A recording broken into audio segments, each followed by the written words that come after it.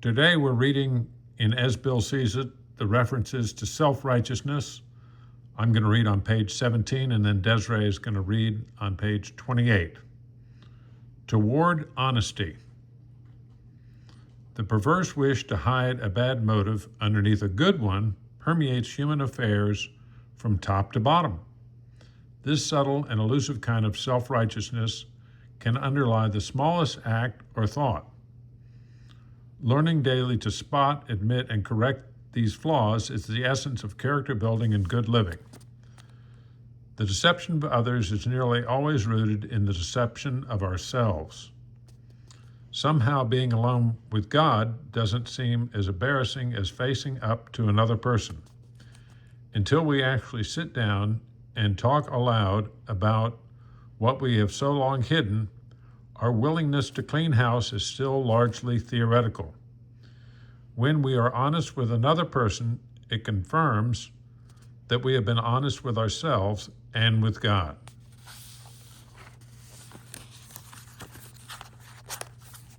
"28.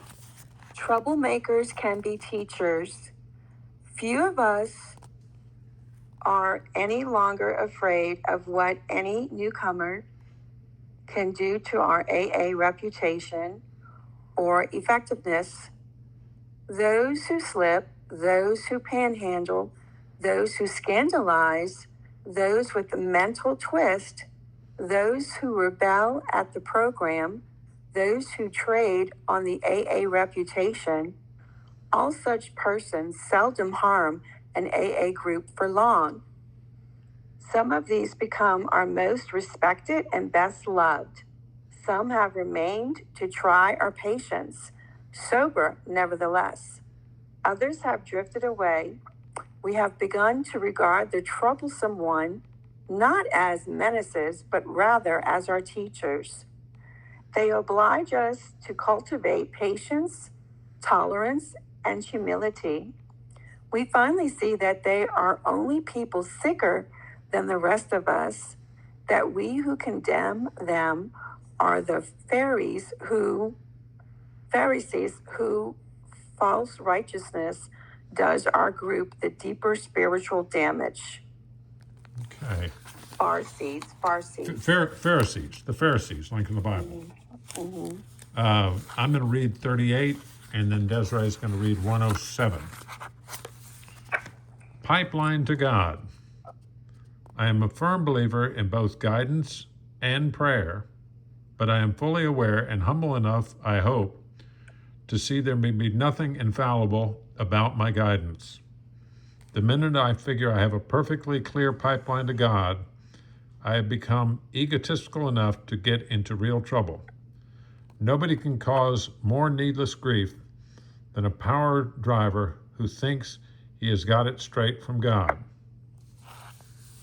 107. Two kinds of pride. The prideful righteousness of good people may often be just as destructive as the glaring sins of those who are supposedly not so good. We love to shout the damaging fact that millions of the good men of religion were still killing one another off in the name of God. This all meant, of course, that we had substituted negative for positive thinking. After we came to AA, we had to recognize that this trait had been an ego-feeding proposition. In belaboring the sins of some religious people, we could feel superior to all of them. Moreover, we could avoid looking at some of our own shortcomings. Self-righteousness, the very thing that we had contemptuously condemned in others, was our own besettling evil. This phony form of respectability was our own undoing, so far as faith was concerned.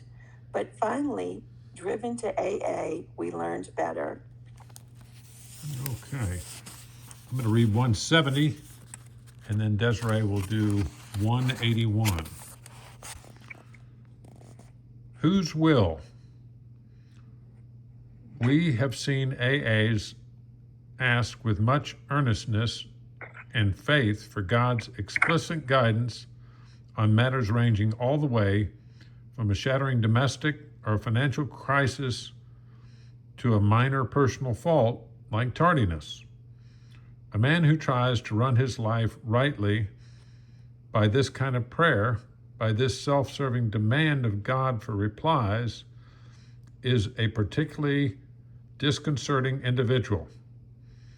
To any questioning or criticism of his actions, he instantly proffers his reliance upon prayer for guidance in all matters, great or small.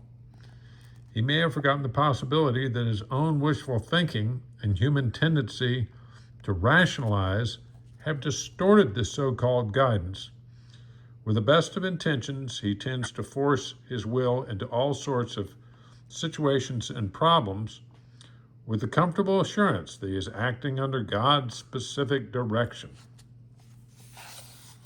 181, Imaginary Perfection. When we early AAs got our first glimmer of how spirituality prideful could be, we coined this expression, "Don't try to be a saint by Thursday." That old-time admonition may look like another of those handy alibis that can excuse us from trying for our best.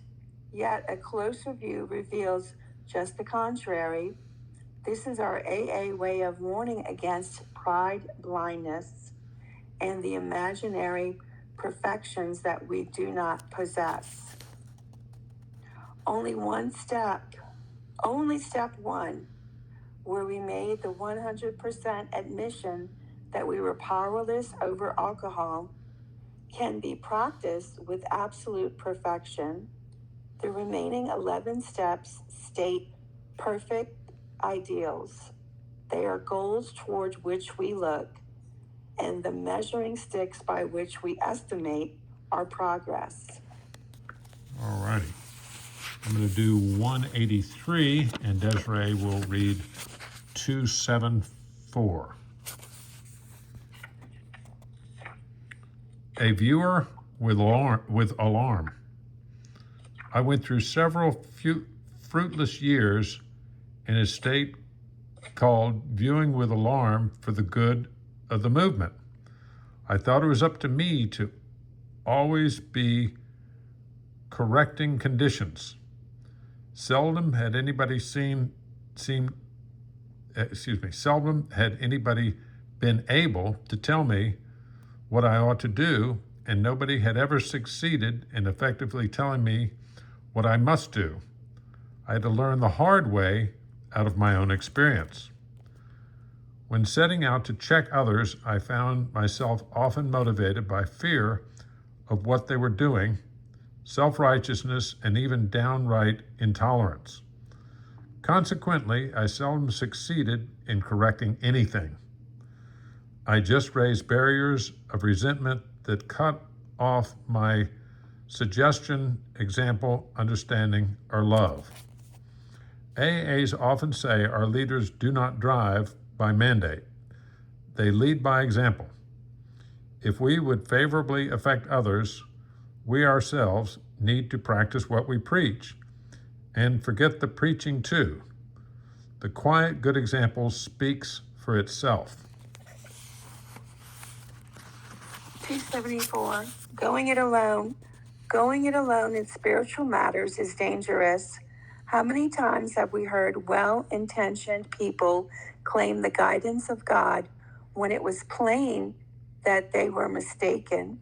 Lacking both practice and humility, they had deluded themselves and so were able to justify the most errant nonsense on the ground that this was what God had told them.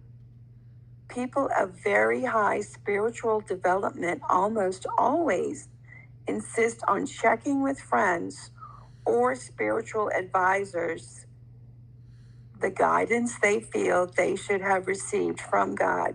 Surely then a novice ought not lay himself open to the chance of making foolish, perhaps tragic blunders.